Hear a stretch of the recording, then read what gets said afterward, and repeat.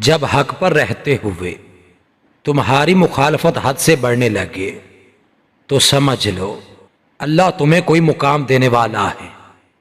حق تعالیٰ کی عطا کے لیے قابلیت ضروری نہیں، جب عطا ہے تو قابلیت خود بخود پیدا ہو جاتی ہے۔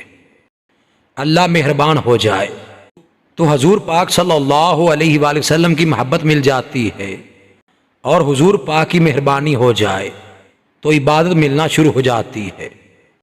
جو کسی سے فائدہ اٹھانے کو اپنی قابلیت سمجھتا ہے وہ بہت جلد خود بے فائدہ انسان بن جاتا ہے، اور پھر ایک وقت تو ایسا بھی آتا ہے جب آپ کو لگتا ہے کہ آپ اکیلے ہی ٹھیک ہیں، کوئی ضد نہیں رہتی اور کوئی خواہش نہیں رہتی، کسی کا ساتھ بھی نہیں چاہیے ہوتا، بس پھر ہم سب کو نصیب پر چھوڑ کر زندگی جینے نہیں بلکہ زندگی گزارنے لگتے ہیں۔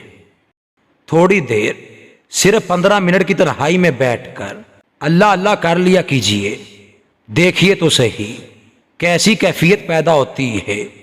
کھٹائی کا نام لینے سے منہ میں پانی بھر آتا ہے، اور اللہ کا نام لینے سے قلب پر اثر نہ ہو یہ ممکن ہی نہیں۔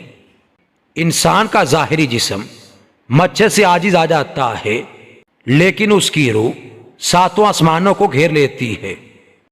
ضروری نہیں زندگی میں سبق سکھانے والے ہی ملیں، کچھ بہت اچھے لوگ بھی ہوتے ہیں جو آپ کو پھر سے لوگوں پر اعتماد کرنا سکھاتے ہیں۔ بندہ اندر سے برا نہیں ہوتا، ضرورت ہی برا کرواتی ہے اور ضرورت ہی نیک کرتی ہے۔ ضرورت نکال دو بندہ ٹھیک ہے۔